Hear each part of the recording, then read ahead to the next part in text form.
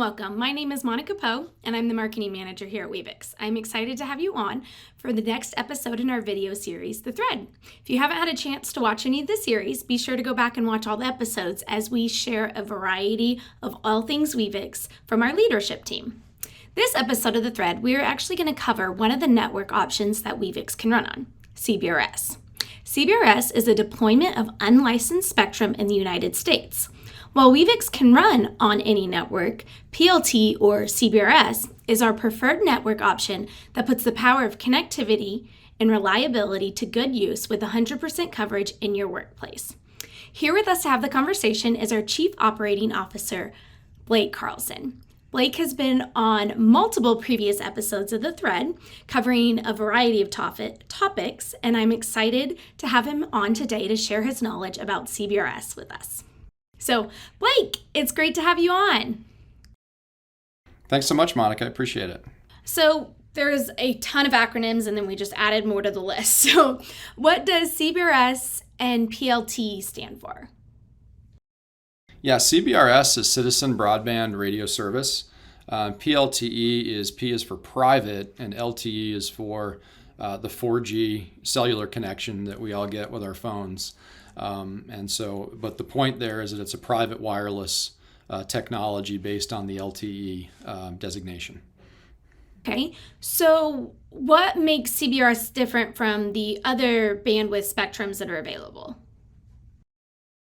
Yeah, if you go back to the creation or the advent of radio, governments kind of claimed control of that and have been auctioning off spectrum to public carriers or telecoms for the last 100 plus years. The FCC in the US a few years ago, I think it was 2017, 2018, decided that there should be some unlicensed spectrum made available to enterprises directly.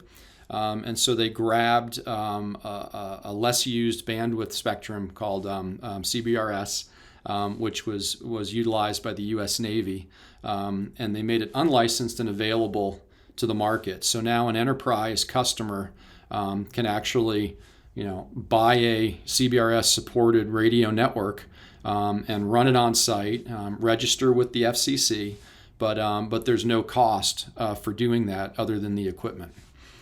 So it's a really interesting model to be able to give ubiquitous low-cost networking to the market, and it started on the 4G spectrum, right? So it's an LTE technology, and now we're moving that to 5G.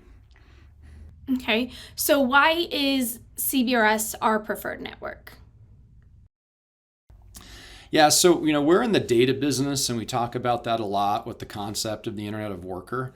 And what we're trying to do is deliver the best possible, service delivery to the customer. Right? That's why we're an MSP model. That's why we've been very careful about our support of Wi-Fi or public carrier SIMs. So private wireless is incredibly interesting because it's incredibly low cost.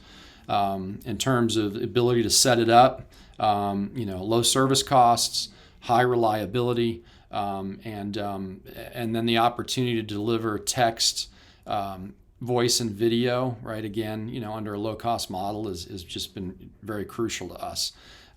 So we've gone all in on private wireless. And think there's a heck of a lot of opportunity with it. Now, the U.S. market has really started to adopt it, but more interestingly, other governments have started to adopt it.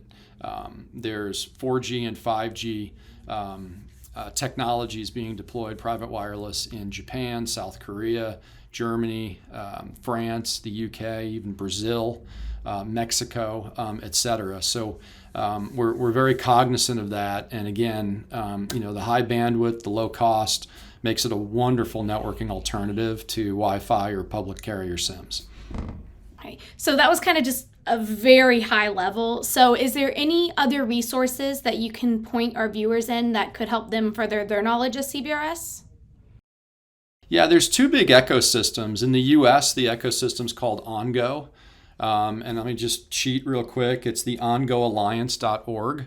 And they support, to quote their website, they support the common interests of members, implementers, and operators for the development, commercialization, and adoption of both LTE and 5G new radio solutions for the 3.5 gigahertz U.S. citizens broadband radio service.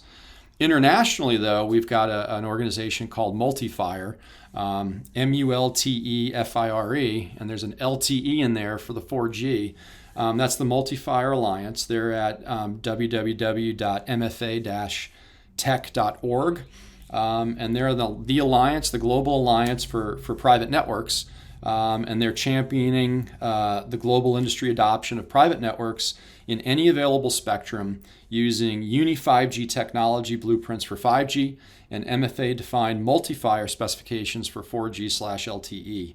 And they're a member of the 3GPP organization.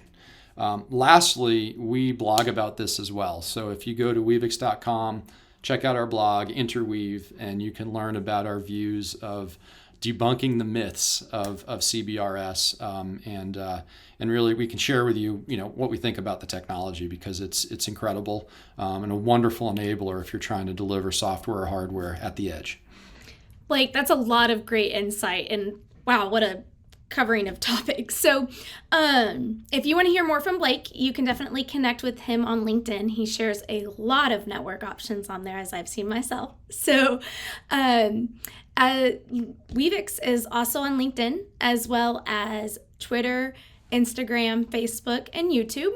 Be sure to subscribe to our YouTube channel to be alerted for when the next episode of The Thread will air. Thank you.